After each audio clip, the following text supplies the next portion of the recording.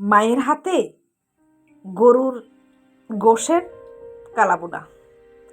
চাঁদপুর জেলা কারাগারের জবাই করা টাটকা গরুর গোশ। এখানে 1.5 কেজি পরিমাণ গরুর গোশ আছে। সব কিছু রেডি করে আমার মা সব ধরনের শুকনো গরম মশলাগুলা দিয়ে সব ধরনের সব কিছু দিয়ে আমার মা এখানে ভালোভাবে হাতে মেখে নিবে। তবে একটা টিপস এখানে আপনাদেরকে বলে দিচ্ছি, সেটা হচ্ছে এই যে রাঁধুনি দেখতেছেন, রাঁধুনি সরিষার তেল, আপনারা যে কোনো সরিষার তেল এখানে ইউজ করতে পারেন।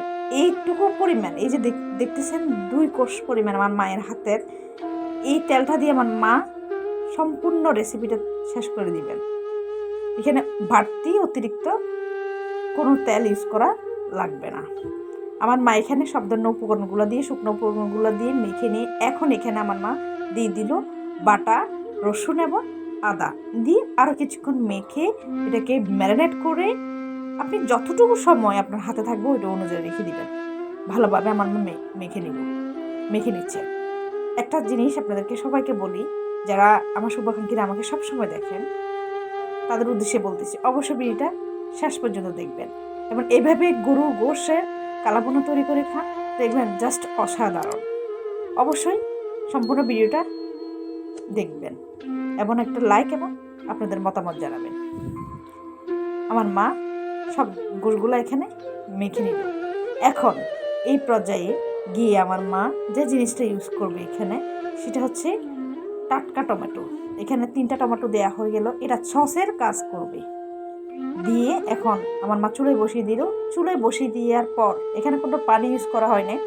দেখুন প্রায় মিডিয়াম হিটে থেকে রান্না করার পর দেখুন এটা কি সুন্দর একটা অর্গানিক কালার আসছে। এখানে কোনো পানি দেওয়া হয় না, এটা অনেকটা সুন্দর একবারে গাঢ় হয়ে গেছে। এখন এই পর্যায়ে কড়াইয়ে কোনো ধরনের তেল ইউজ করে নেই, আপনারা নিশ্চয়ই খেয়াল করছেন।